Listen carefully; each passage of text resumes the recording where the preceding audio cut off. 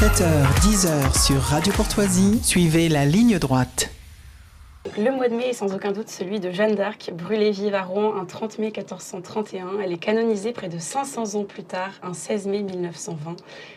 Depuis cette date, la République la célèbre tous les deuxièmes week-ends de mai dans une fête nationale de Jeanne d'Arc et du patriotisme, sainte patronne de la France. Elle est aussi une héroïne française, devenue incontournable dans notre roman national, de Charles Péguy aux Fêtes johanniques. Elle est restée comme la figure d'un peuple qui ne renonce pas.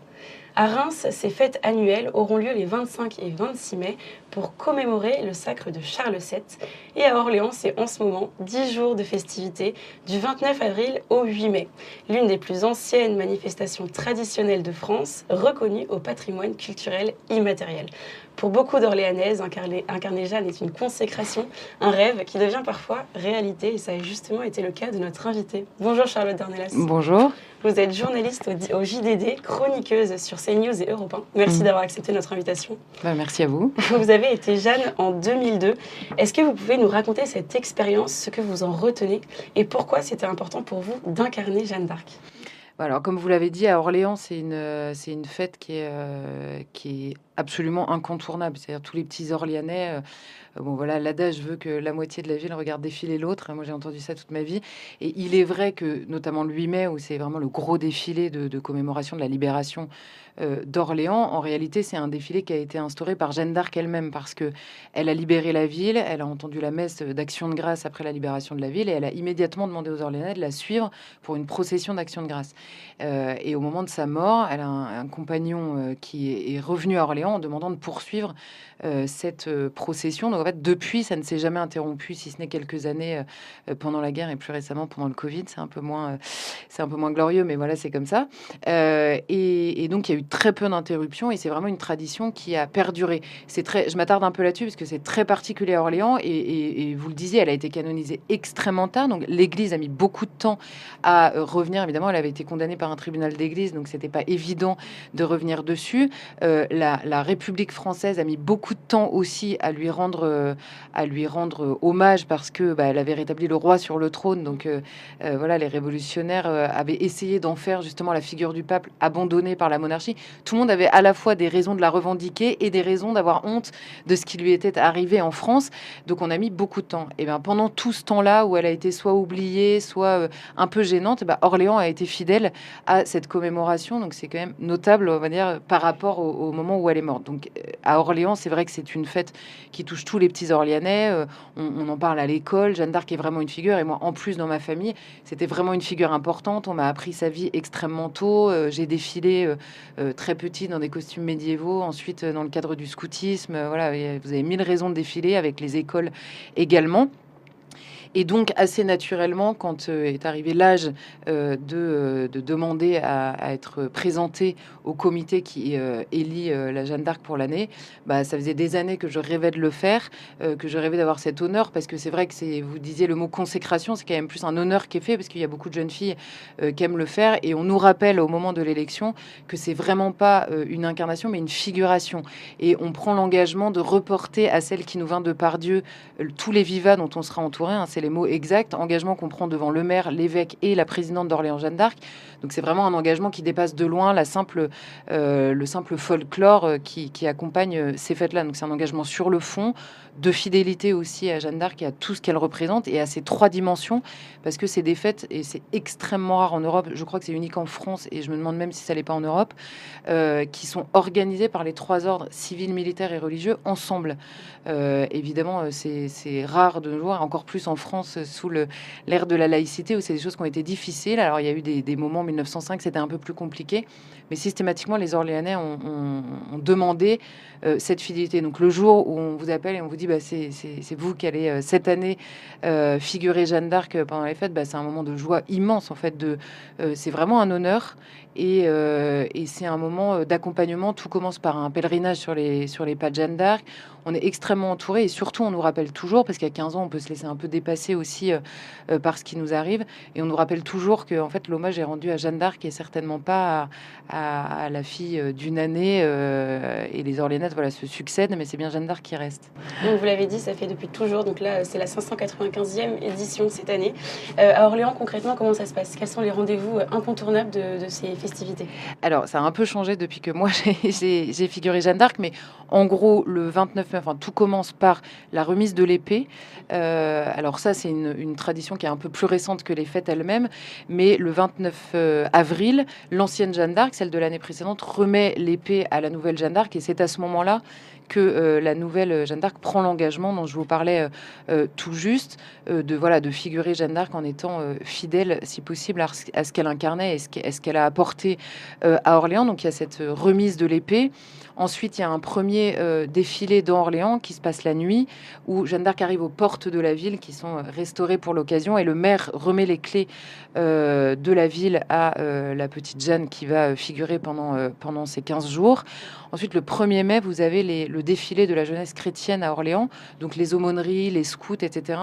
Et un défilé qui se passe dans toutes les petites villes ou villages qui sont autour d'Orléans et dans lesquels Jeanne est passée. Il y a la traversée de la Loire à ce moment-là, et une messe d'action de grâce avec tous ces jeunes qui défilent avec elle.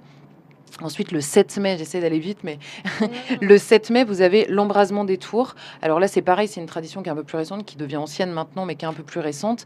Et en gros, c'est un son et lumière sur la cathédrale d'Orléans.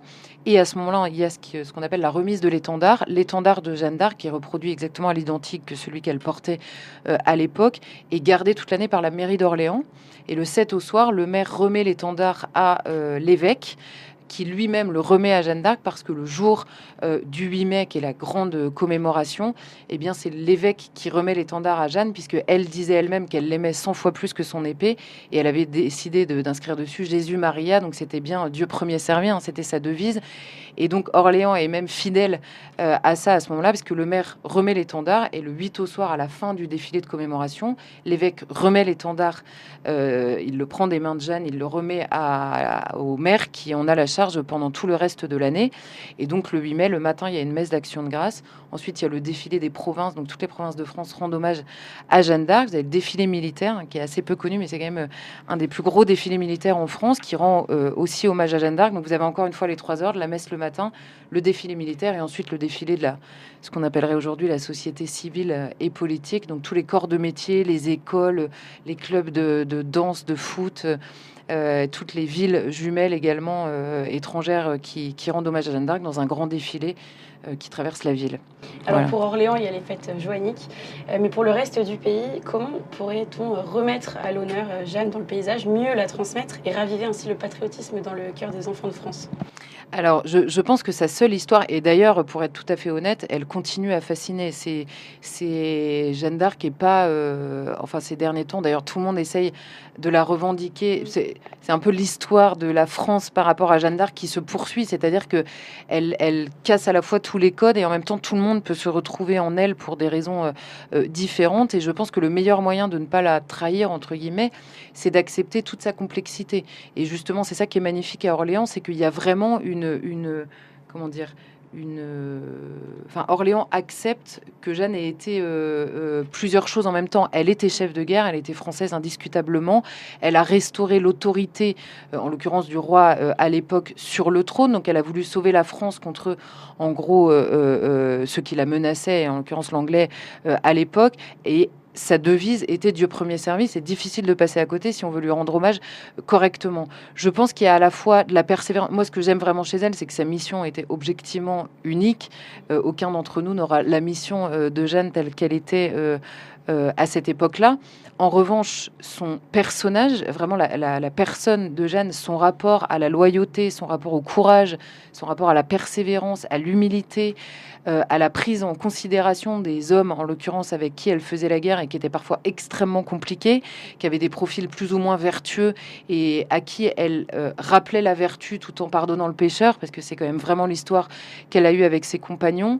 Et en effet, la détermination avec une immense bienveillance quand elle est sur sur le champ de bataille et qu'elle pleure sur les soldats anglais qui meurent, c'est à la fois la considération du combat nécessaire et en même temps l'immense charité, même pour ses ennemis en l'occurrence, puisque c'était en guerre. Donc c'est une personne qui a vraiment des vertus et des qualités qui sont des modèles, je pense, pour tous les petits Français, évidemment, et même au-delà, hein, s'ils veulent aussi la prendre pour exemple, il n'y a aucun problème. Donc je pense que c'est dans l'étude de ce qu'elle était et de son caractère vraiment de jeune fille, parce qu'elle était quand même toute jeune, qu'il y a vraiment quelque chose à puiser.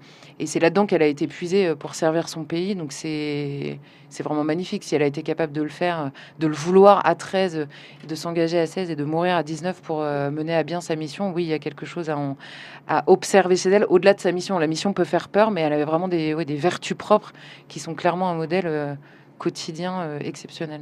Et il y a certaines personnes qui vont être des détracteurs de Jeanne d'Arc. Par exemple, je pense à Benoît Borda, député apparenté Renaissance de la 2e circonscription de Côte d'Or. Et lui, il souhaite en finir avec cette fête de Jeanne d'Arc et du patriotisme. Dans une question écrite au gouvernement, il a donc demandé la suppression de cette fête qu'il considère désuète. Donc aujourd'hui, vous considérez qu'en 2024, c'est pas désuet de fêter Jeanne d'Arc? C'est-à-dire que si la France est désuète, c'est un engagement politique comme un autre, ça lui appartient. Je suis évidemment pas d'accord. Là où malheureusement sa question est un peu, un peu excessive, c'est que cet engagement pris par la République française n'est pas vraiment assuré. C'est-à-dire que c'est une fête nationale qui avait été votée à l'unanimité l'année où l'Église canonisait Jeanne d'Arc. Donc c'était un peu la guerre entre l'Église et la République française, parce qu'à l'époque les relations étaient quand même assez tendues. Et donc sur Jeanne d'Arc, voilà, l'idée s'est faite. Et moi je trouve ça très beau. D'ailleurs, je recommande vraiment à tout le monde d'aller lire les débats parlementaires à l'époque. C'est exceptionnel vraiment.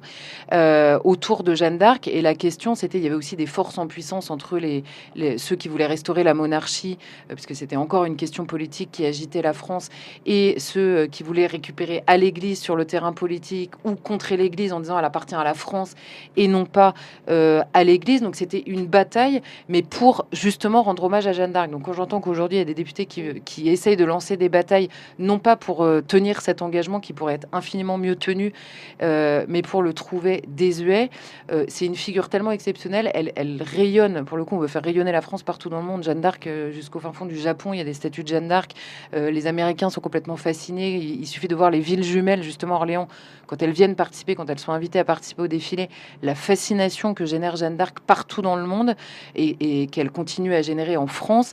On cherche tout le temps des modèles justement à donner aux jeunes Français, notamment pour les unir.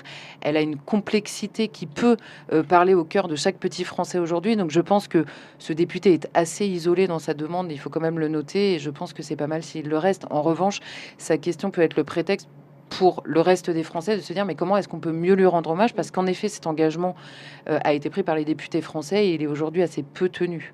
Et justement, en 1920, donc c'était d'actualité. Aujourd'hui, on a l'impression que les hommes politiques ne s'emparent plus tellement de cette figure.